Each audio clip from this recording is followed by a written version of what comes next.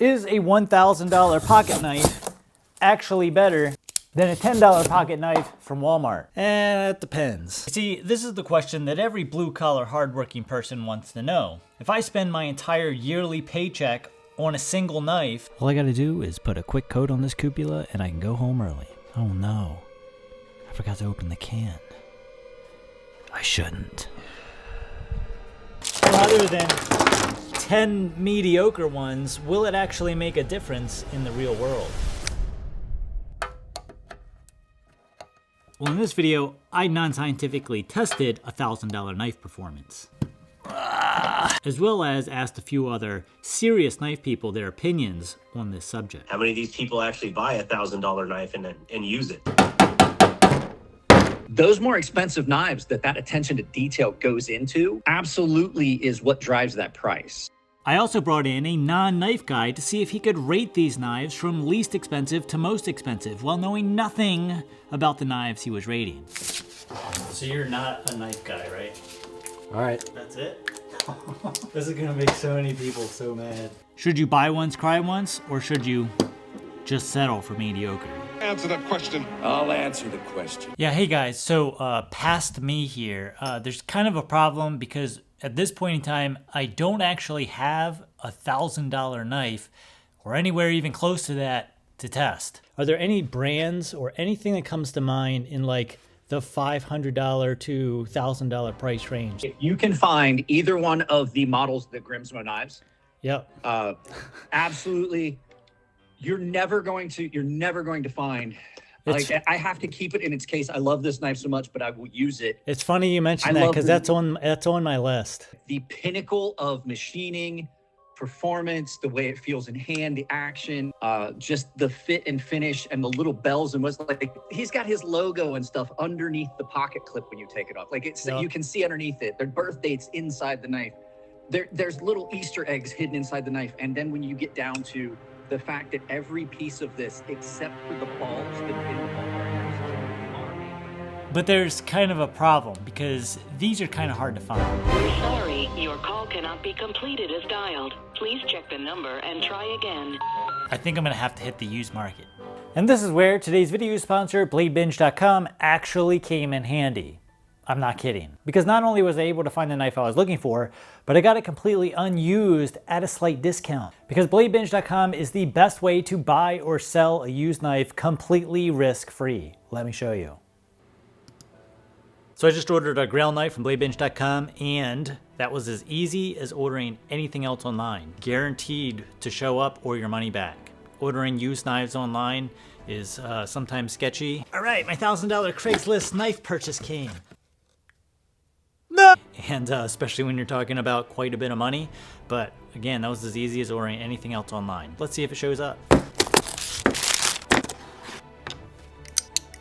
Oh yeah, that's nice. It's just so good.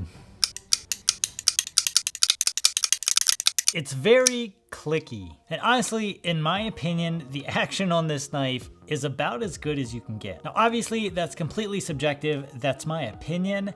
But I will say that I saw these guys at Blade Show last year, and I was gonna buy one with my own personal money. But they were sold out of these, at least the variation that I wanted. And they were just as good there as this knife is here. The consistency, the build quality, the fit and finish, it's about as good as you can get. But again, that's my opinion, a knife guy's opinion. But what happens when a non-knife person experiences this knife? Would they be able to pick this knife out of a lineup consisting of some very low-end knives as well as some medium price range knives? Is this something kind of like if you know, you know? Or is this more along the lines of would anybody be able to pick this knife up and be able to appreciate the work and the craftsmanship that went into it and notice those things right away? Have you ever seen any of these knives before? I've seen that one. I have that one. Do you have any idea how much any of them cost? Just that one. All right, well, we'll leave that in there. So I have to sort them from least expensive to most expensive. yeah. So I have my brother who's not a knife guy and doesn't watch any of my videos attempt to sort from least expensive to most expensive, an assortment of knives ranging in price all the way from $9 or $10 all the way up to our $1,000 Grail knife. Just play with them, mess around with them. Simply based on feel alone. That is, not using the knife itself. I want you to write how much you think each knife costs, and then just a single card, and then put it in front of the knife. So this is your best guess? Yeah. So this is where things got a little weird. This is gonna make so many people so mad. I'm basically pricing the feel, you know what I mean? You see, I don't want to go over every knife here, what it is, and the price behind it. I just wanted to see if he got the general sense of quality based on feel alone. And in some cases, it really couldn't have gone any worse because he happened to price a knife that I bought for something like $29 off of Amazon as the one that felt like the most expensive. That's right. A $29 knife on Amazon felt like it was the most well-built out of all of the knives on the table, including our $1,000 knife to our non-knife guy. And with second place coming in with our $60 Volsteed Raccoon. Now what's interesting is he did get some of the more expensive knives grouped pretty close together, but then again with another complete outlier on the cheap end. I guess all in all, it wasn't terribly bad, but at the same time, there was a $29 knife listed as the one that felt the best. This summer, Amazon Basics presents. The other funny thing is the knife that he said he knew the price of, he priced at $38, when in reality it's priced anywhere from about $130 to $200, depending on the variant. Why would someone spend $1,000, let's just say $500 to $1,000 on, or even more, on a knife? You know, I think there is a lot to do with, you know, the design of the knife. You know that it's coming from a famed maker, or, you know, and of course it better perform at that price or there's no point in even actually buying it. But how many of these people actually buy a $1,000 knife and use it? So what about the question? I want the truth! Are you ready for the truth? You can't handle the truth! So I had my non-knife guy cut some stuff. So just start cutting stuff, like pick a knife and cut it. If it feels dull, I'll sharpen it real quick. And then re-rank them based on how they perform. So the goal here wasn't to test edge retention. See, all of these knives and steels have already been tested, and edge retention is an objective thing. What we're testing here is how does the knife perform as a knife?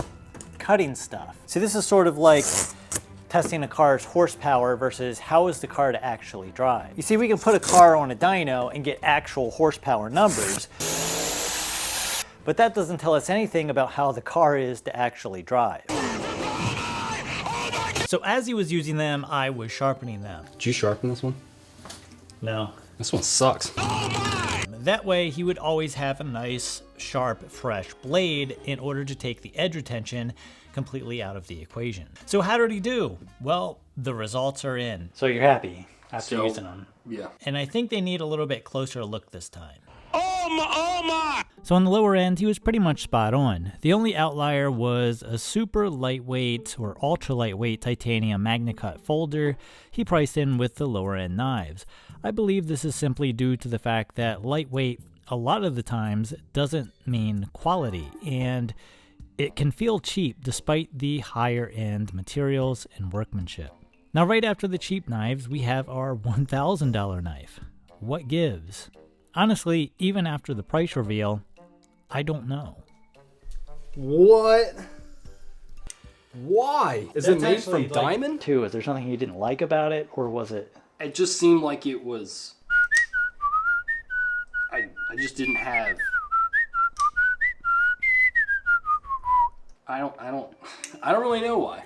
So after explaining some of the reasons that this knife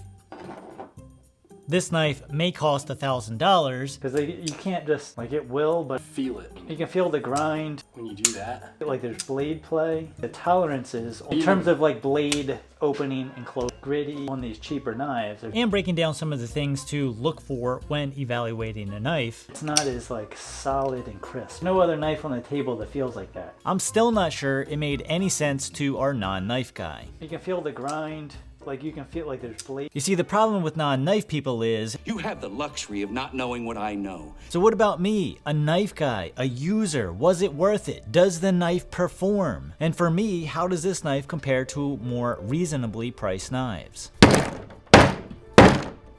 First off, the steel. The RWL34 steel is a powdered metallurgy steel similar in composition to CPM 154. And in this knife, it had a measured hardness of around 60 HRC. Just a touch over 60, about 60.2. Now, 60 HRC isn't great. Yes, I would like to see this a point or two higher, but if you've watched my videos previously, you'll know that hardness definitely isn't everything when it comes to knife performance. But quite honestly, this steel and hardness combination really isn't anything that special. So why are high-end custom knife makers using it and not some other crazy super steel? Well, I think there's a couple of reasons for this. The first one is that the RWL34 steel is a fairly easy stainless steel to machine and surface finish for these high-end custom knives, where high tolerances and high fit and finish is definitely a priority. It also heat treats well, it sharpens well, it gives a very nice fine apex after sharpening, and it has pretty good edge retention. Now, in terms of edge retention, for my completely non-scientific edge retention testing, this knife performed very well. This is how much cardboard this $1,000 knife cut before it stopped cleanly cutting through relatively thin graph paper.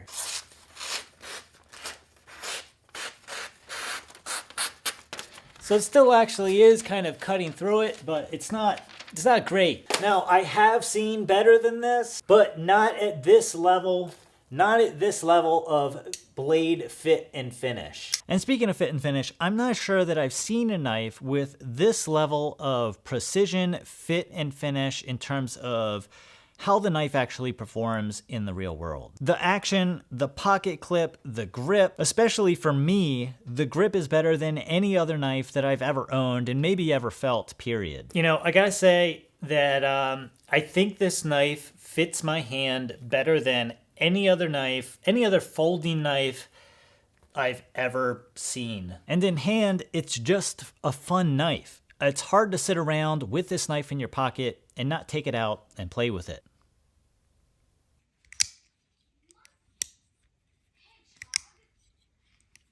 And even after all of the absolute bashing and crazy use I've put this knife through over the last couple of months that I've used it,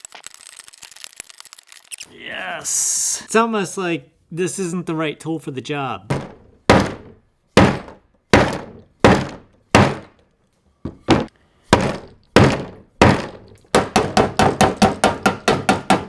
It still feels exactly the same as it did when it was brand new out of the box, which is kind of amazing. I've never had any other knife still feel like it did when it came out of the box. I mean, absolutely perfect. There was no break-in, there was none of that. It just felt perfect out of the box, and that's still how it feels right now after everything that I've done to it. And quite honestly, that's not something that I can say for any other knife that I have ever owned. Now, with all that being said, there's only one thing that this knife couldn't be any worse at.